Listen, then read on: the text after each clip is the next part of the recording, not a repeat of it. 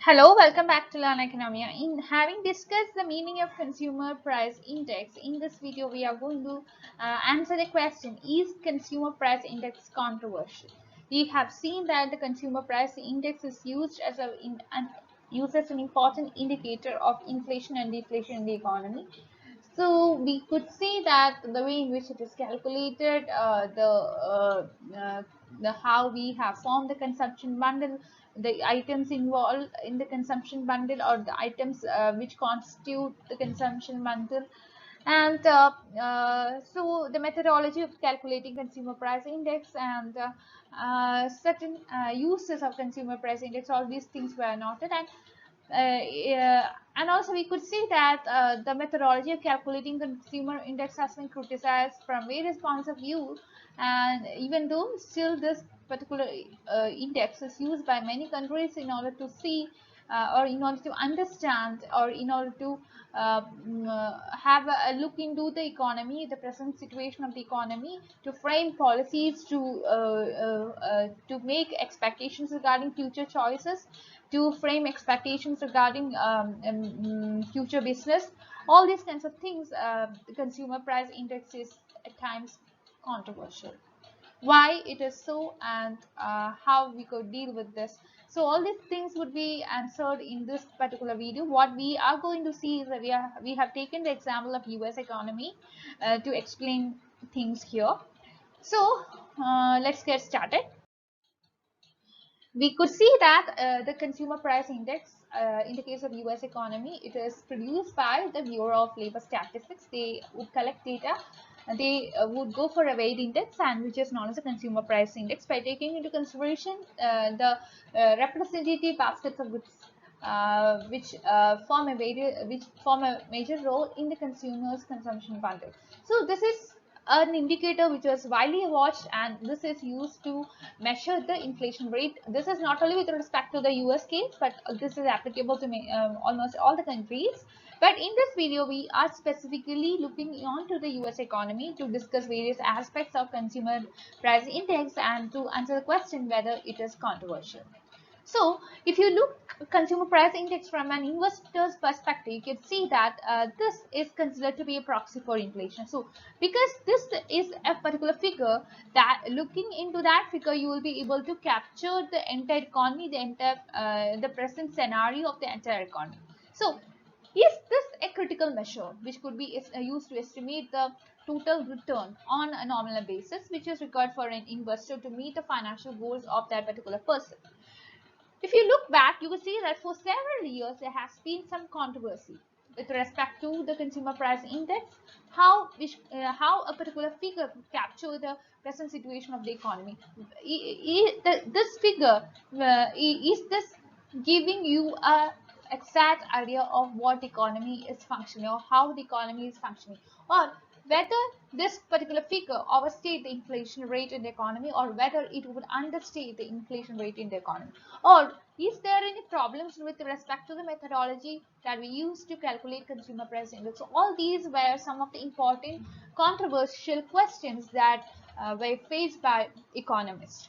One of the primary reasons for this contention is that economists differ on how they feel inflation should be measured. Some people say that the consumption bundle should be changed, or some people considers the consumption bundle that we follow right now is okay. So there have been various controversies, or there have been many differences among different economists. For several years, there have been controversy about whether CPI overstate or understate inflation. So this is what we have seen. And some critics view methodological changes and switch from a cost of goods index to cost of living index. So manipulation related things. I'm sorry. All these were some controversial aspects. So there are different definitions of CPI. Since these definitions are not operationally equivalent, each method of measuring inflation leads to different results. That too was a problem. Now coming to the controversy as such, we could see that the original case was that CPI was determined by comparing the price of fixed basket of goods and services for different periods. So there would be a base year, and we would be comparing the present scenario with the scenario which was prevalent in the base year, right? So this is what is the consumer price index measures. So in this case, the CPI was a cost of good index. But over time, we could see that the US Congress embraced the view that CPI should be able to reflect the changes in the costs. So this is to maintain a constant standard of living. As a result of that, consumer price index has evolved into a cost of living index. So or we could see that there was a transformation from the consumer price index to the cost of living index. Over the years, gradually the methodology that we were using to calculate the CPI has undergone many revisions. The Bureau of Statistics, or the body which had collect data as well as publish data regarding this CPI, as per this bureau, the changes removed biases that cause CPI to overstate inflation rate. The new methodology was adopted. That was how the CPI was transformed into what is known as a cost of living index. There was this had taken into consideration many changes, especially in the quality of goods and substitution. Substitution, the change in purchases by consumers in response to price changes, changes the relative weighting of goods and in the basket. In the basket means in the consumption basket. So there were many critics with respect to this methodological change as well. So, John Williams, he was an American economist, and he had made an analysis. So, because he was an analyst of the government, so analyst of the government policies, analyst of the economic scenario, etc. See, he had gone for an analysis, and he prefers an inflation measure which is calculated using the original CPI methodology. So he considers that the original CPI methodology was much more better than the cost of living index. David Ranson, another economist, also questions the official CPI's viability as an indicator of inflation. So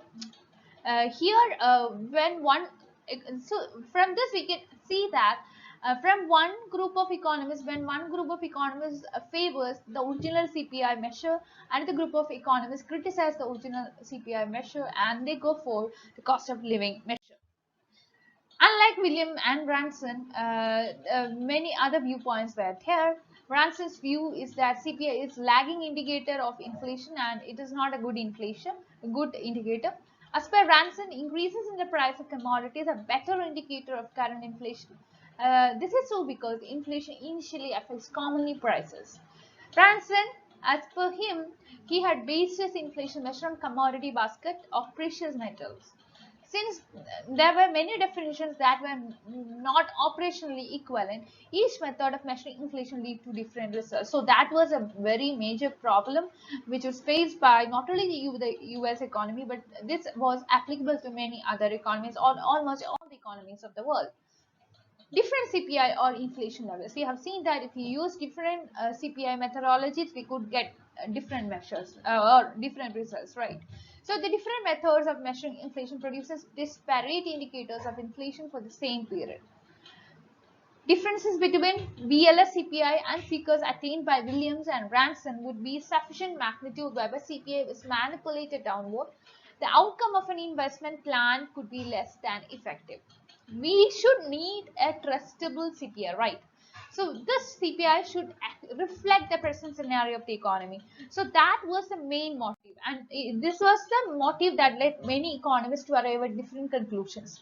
The rate of inflation also impacts the results of investors, because we know that inflation, when it happens in the economy, it plays a very important role when it comes to the expectation of not only the consumers but also the business people, because they would be expecting their future profit, they would be expecting their future return. If they make any kind of investment today, it is out of the expectation that they want more profit in the future. So it is the future expectation that would be driving them to make some kind of investment today. Investors As a result, should calculate their total required rate of return, and as the inflation rate increases, their nominal return must be earned to obtain the desired real rate of return. So we have to look into the present inflation rate. We have to calculate how much it can change. Then only we will be able to understand the future real rate of return. So for short investment horizons, appropriate method works well. However, if you are going for a long term horizons, a slightly different method should be used, because the appropriate method will introduce additional inaccuracy which will compound as the investment horizon increases. So there are many methods to calculate inflation, as I have already told. A more accurate estimate of the nominal annual required total return was calculated. So this was as the product of 1 plus the annual inflation rate and 1 plus the required annual rate of return. The results where something was shows some discrepancy. The effect of these differences is magnified as the investment horizon increases. So I'm not showing any table here, even though it is written so here. So I don't want to show any table here because I don't want to make it complicated. I just want to make you aware about the things happening, especially when we trust CPI. Is this a right indicator which will give you a right understanding of the economy, the prevailing situation of the economy? Just you have to answer the question. So that is why I have taken this topic here. So I don't want to go to the much of the detailed explanation of what had happened in the US economy some years back or some years ago. Coming to the implications for GDP, if we are calculating the CPI, what would it have in the case of GDP? As we all know, it is one of the important indicators. The GDP or the gross domestic product is one of the important economic indicators that is used by especially the investors in order to understand the rate of growth of the economy, as well as the strength of the economy. If the GDP is more, it shows that your economy is strong. If the GDP is less, that means that your economy is moving to a phase of recession. So the manipulation in CPI could imply manipulation in GDP, because CPI is used to deflate some of the nominal GDP components. CPI and GDP have some kind of inverse relationship. Now coming to CPI and government spending, you will see the government is also using CPI, especially to frame its policies. It will try to understand the present scenario of the economy, and on the basis of that, it will frame its policies. If the economy is facing a inflation kind of situation, the government will try to what to say? It will try to get money from the hands of the people, so that there will be less inflation in the economy. If the economy is facing some recession, then the government would try to inject money into the economy. So what to say is that what policies to be taken in the future is something which is determined by the present scenario. A lower CPI provides at least two major benefits to the government. Many government payments, such as the social security returns, etc., linked to the level of CPI. Therefore, a lower CPI translates into lower payments. CPI deflates some components which are used to calculate the real GDP. What are the factors which adds to the controversy of the CPI? We have seen that many people, many economists were suggesting that we should have the original CPI to go on, whereas another group of economists says that it is the original CPI had many problems. As a result, we should go for the cost of living index. So we could see that the BLS describes the CPI as a measure of average change in the price of goods and services, which are purchased by households over time on average day-to-day increase or average day-to-day basis. BLS uses the cost of living framework as well to guide the decisions regarding the statistical procedures used to determine the CPI. This framework means that inflation rate indicated by CPI would reflect the changes in the cost of living index. In this case, we could see that the procedures used by BLS to calculate CPI are something which is different from the procedures which are used to calculate the cost of living index, right? How can a consumer behavior modified by taking the CPI into consideration? This, in order to illustrate this, I am going to give you a simple example. Okay. So just take take the case that the effect of CPM consumer behavior and its different calculation methodologies. Suppose that the consumer is consuming only one commodity, that is beef. There are only two different cuts available: the fillet Wignon cuts and the T-bone steak. TS. Just consider this as FM and TS. Okay. In the prior period, when prices and consumption were least measured, FM was purchased. That was only available option, and that was only thing that was purchased. The price of TS was just 10% less than the price of FM. When next measured, the price had increased by 10%. So here the CPI inflation for the new scenario is calculated as the increase in the cost of a constant quantity and the quantity of beef for a fixed basket, of course. Here the rate of inflation is 10%. Okay. Now, coming to the methodology used by Williams, this method is unaffected by whether consumers change their buying habits in response to price increase. We know that definitely consumers will change their buying habit if there is any change in the prices, right? So this is identical to that obtained with the fixed basket method by Williams. We could see that if consumers reduce their purchases of F1 by 50%, the purchase of TS instead, the BLS calculated CPI will be 5%. Right. So, what should investors do about CPI's flaws? We have seen the case of consumers. Now we are going to the case of investors. Investors could use CPI because this will help them to understand the right present situation of the economy and to make their expectations regarding the future returns. So, it is up to the investors to make informed on the topic and take their own stance on the issue. Different CPI levels for a single price increases depending upon the consumer behavior can be calculated using BLS methodology, and it is not impossible that depending upon consumption factors, different rates of inflation may be experienced by a consumer. So the decisions would be investor specific. Coming to CPIU, the broadest measure of consumer price index, which is published by the BLS, this would be representing the buying pattern of all urban consumers. Okay. This is with respect to US. Coming to shrink inflation, which is a hidden component of overall inflation, this is not that is captured by the traditional CPI measure. This occurs when a company sells a product for the same price it had, but reduces the amount of product contained. Okay, that means that in the same price it would be selling regardless of inflation, but the quantity would be reduced. That's it. For instance, a bag of potato chips. Earlier it cost $1, but now it contains only less quantity. Earlier it had 12 O's, now it has 10 O's. I don't know whether it is specified as O's or I don't know, but just think for $1 earlier it was 10 gram, now earlier it was 12 gram, now it is 10 gram. That means its quantity has been reduced but the price remains the same. So that's all about today. Please like, share and subscribe to this channel for more videos. I hope that you could get at least some kind of idea with respect to why GDP is controversial.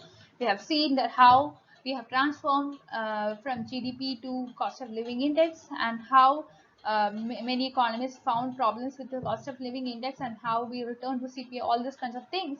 And I request you to be a part of my Telegram channel and Telegram group. I'll be providing the links of both of these in the description box. That's all for today. Thank you. And if you have any doubts or comments, you can you can put your comments in the comment section or comment box. And if you want me to do any of the topics, that too you can specify in the comment box. Please give it in the comment box. And again, please like, share and subscribe to this channel. That's all for today. Thank you.